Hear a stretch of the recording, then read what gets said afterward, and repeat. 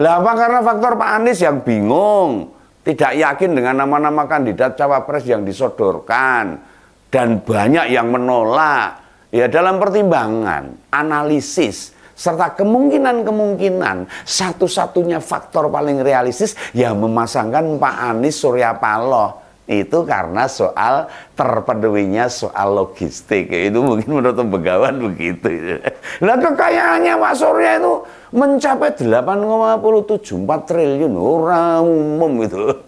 Kalau Pak Anies ngajak yang lain ya daripada biaya mengkampanyekan itu, kalau benar-benar direalisasikan loh itu. Anies Surya Paloh kan pas gitu loh.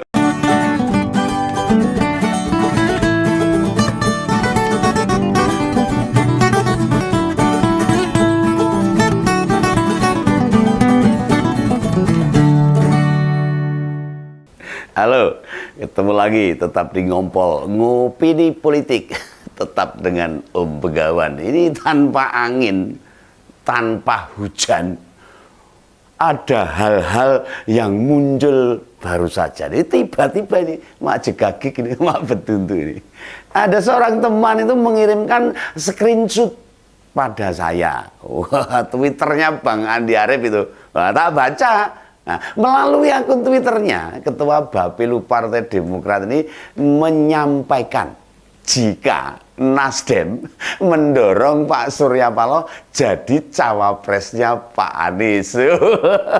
Kayak gini, kayak gini. Ini jelas sebuah kabar yang menarik. Wah, ini yes ini. Tapi lebih tepatnya yes lucu. Ya kenapa saya bilang yes lucu? Lah ngapain nunggu sampai 10 bulan kalau yang bakalan jadi cawapresnya Pak Anies itu Pak Surya Paloh yang sudah sepuh ini, ngapain nunggu sampai 10 bulan ini? Awalnya sih kayak sulit dipercaya. Namun begitu tahu yang menyampaikan itu Bang Andi, ya rasa tidak percaya ini ya langsung saya tepis. Ketoknya Begawan ya percaya ini. Demokrat kan bagian dari koalisi perubahan. Tentu tweet Bang Andi bukan tanpa dasar. Oh, dia sekelas Bang Andi Arief ngomong orang dasar pentungi uang. Bisa jadi dia dapat bocoran ini. Dapat bisikan dari dua kader Demokrat di tim kecil, ya, atau Mbah Surya Paloh sendiri menyatakan sendiri ke Mas AHY, daripada susah-susah nemuin pendampingnya Pak Anies jadi cawapres, ya lebih baik milih Pak Surya Paloh aja, gampang gitu. Tidak ada yang salah dengan niat Nasdem sebenarnya, cuma masyarakat jadi mikir itu loh, tahun depan ini beneran mau pilpres atau mau lomba lansia. Milih mbak-mbak ini kakek-kakek yang masih bertahan di politik ini, di kancah politik.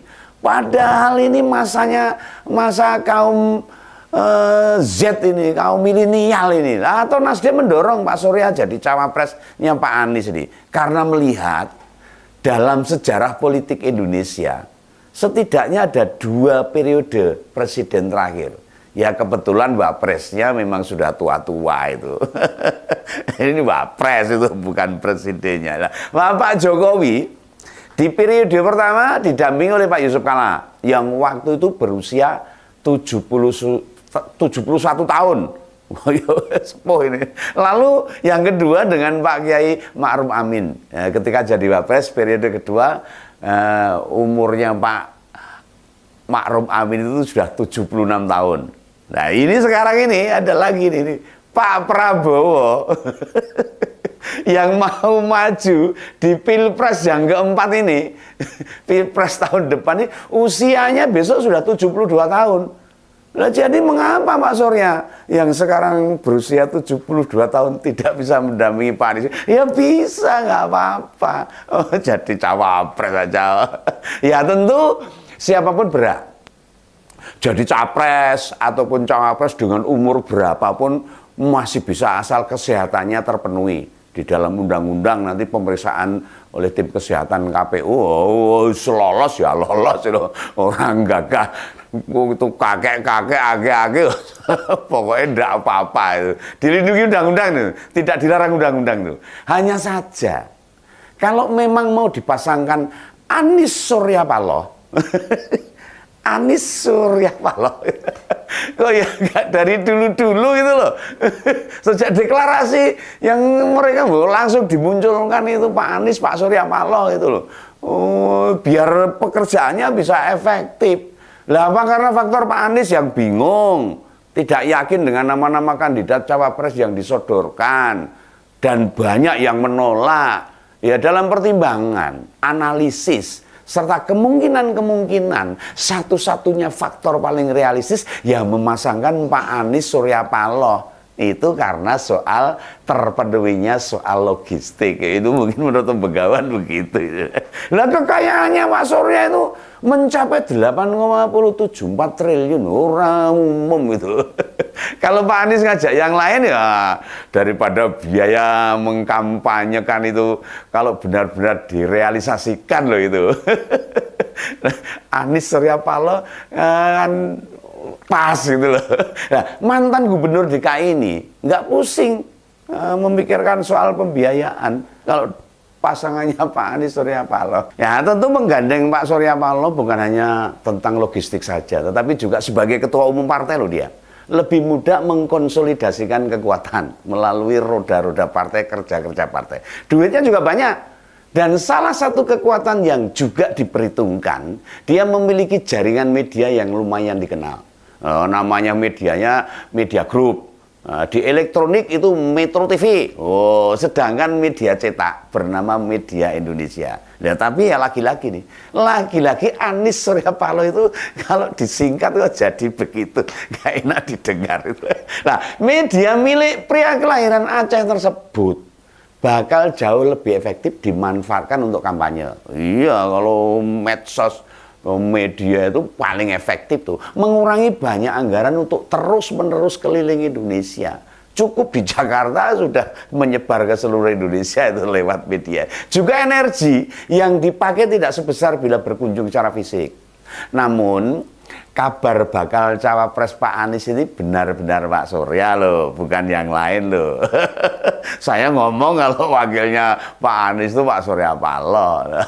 Ini ya, kabar masalah Pak Surya Paloh ini jadi cawapresnya Pak Anies itu dibantah oleh petinggi Nasdem. Oh, ini orang saya bantah ini. Itu Pak Sahroni. Ya, Pak Sahroni memastikan ketidakmungkinan bila Pak Surya Paloh mendampingi Pak Anies. Ini juga sulit dibayangkan kok. Bila Pak Surya muter terus ke berbagai wilayah Indonesia untuk memperkenalkan diri, apakah dia masih punya energi sekuat dulu? Oh, usianya Yoswane bahasa Jawa itu udah 72.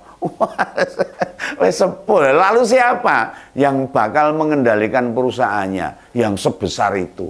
Kabar yang disampaikan Bang Andi Arief itu tentu tidak ngasal.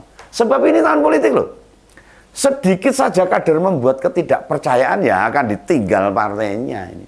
Nah, ini agak nyeleneh ini sebenarnya ini. Membayangkan Pak Surya hanya jadi ban serepnya Pak Anies yang punya partai loh itu. Benar bahwa banyak kepala negara berusia di atas 60 tahun. Banyak ini, misalnya Presiden Amerika itu ya sudah sepuh, Perdana Menteri Malaysia, Raja Arab Saudi dan masih banyak lagi. Tapi di kita ini banyak generasi muda loh yang siap mengambil tongkat estafet perebutan kekuasaan. Kenapa yang tua-tua masih saja ikut-ikutan? Mbok wis leren dongo itu loh. Bukan hanya Pak Paloh dan Pak Yusuf Kalla. Lansian tapi masih ribet aja urusan cawapres. Itu masih ada Pak Amin Rais dan juga Pak Prabowo tentunya yang sebagai capres dari Gerindra. Nah, Pak Yusril Isra Mahendra itu juga sepuh juga. Mestinya mereka tahu diri. Bagaimana bisa nututi kemajuan negara lain kalau dengan yuswa usia yang seperti, atau memberesi urusan dalam negeri dengan usia di atas 70 tahun. Ya bukankah orang-orang dengan usia segitu tuh sudah males gitu loh. Sulit menyesuaikan dengan teknologi baru. Ya, rodok pikun itu, lalen kalau bahasa Jawanya itu. Keberanian mentalnya juga sudah berkurang. Apa yang dikerjakan juga berkurang banyak. Aktivitasnya juga menurun. Termasuk mesti menunggu 10 bulan lah cawapres itu diserahkan Pak Anies lah, semua pola, ada tambahan syarat nol lah. Jadi membingungkan. Bahkan pernah sesumbar kalau nama cawapres itu sudah dikantongi Pak Anies. Katanya ini. Nah, opsi cawapresnya itu Bu Khofifah dan Mbak Yeni Wahid katanya. Termasuk Mas Ahaye. Lah kok sekarang muncul nama Pak Surya Paloh itu ujuk-ujuk maksudnya apa ini? Ini jangan-jangan kantongnya bolong. Lalu namanya jiblok. Lalu jiblok itu jatuh. Nah makanya nama yang sudah dikantongi itu nggak terasa hilang itu. Lalu terpaksa nyari lagi. Karena nggak dapat selama 10 bulan. Kemudian pilih menyerahkan Pak Surya Paloh sebagai cawapres. Lah kalau sudah begini ini terus Mas Ahaye ini Mas Ahaye nih. Ya sudahlah, nanti kita tunggu aja kabar berikutnya ya dalam Ngompol Ngopini Politik. Salam Begawan, sampai jumpa.